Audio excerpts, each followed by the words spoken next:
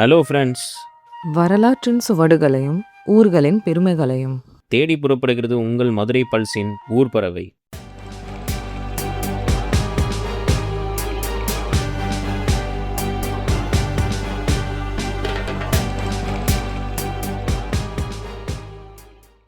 போன எபிசோட்ல வேலூர் மாநகரத்தை பற்றி பார்த்தோம். இன்னைக்கு நம்ம ஊர் பறவை எங்கே பறந்து வந்திருக்கு தெரியுமா?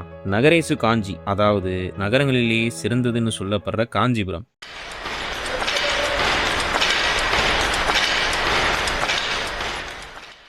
காஞ்சிபுரம்னால நம்ம எல்லாருக்கும் ஞாபகம் வர்றது பட்டு தான். ஆனா அந்த பட்டு நூலுக்குள்ள 1000 வருஷத்து வரலாறு பிணைஞ்சு கிடக்கு. கரெக்டு. பல்லவர்களின் தலைநகரமா இருந்த இந்த மண்ணு ஒரு காலத்துல உலகத்துக்கே கல்வியை கற்றுக் கொடுத்த கடிகாஸ்தானம். சீன பயணி யுவான் சுவாங் இங்க வந்து தங்கி படிச்சிருக்காருன்னா பாருங்களேன்.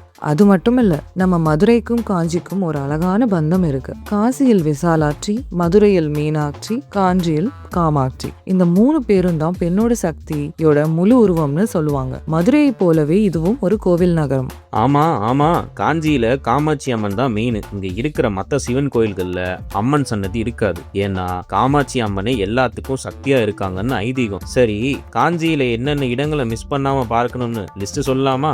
கண்டிப்பா. இதோ உங்களுக்காக ஏகாம்பரநாதர் கோவில், காமாட்சி அம்மன் கோவில், வரதராஜ பெருமாள் கோவில், கைலாசநாதர் கோவில். நம்ம மதுரை சுங்குடிக்கு எப்படி ஃபேமஸோ காஞ்சிபுரம் பட்டுக்கு ஃபேமஸ்ன்னு எல்லாருக்குமே தெரியும். இந்த 2 ஊருமே காலங்காலமா நம்ம நெசவு கலையை காப்பாத்திட்டு வருது. காஞ்சிபுரத்துல நாங்க ஏதாவது இடத்தை விட்டு இருந்தா மறக்காம கமெண்ட்ல சொல்லுங்க ஃப்ரெண்ட்ஸ். அடுத்த ஊருக்கு பறக்கிறதுக்கு முன்னாடி நம்ம மதுரை பல்ஸ் சேனலை சப்ஸ்கிரைப் பண்ணிடுங்க. இது உங்கள் மதுரை பல்ஸ். ஸ்டே டியூன் மக்களே.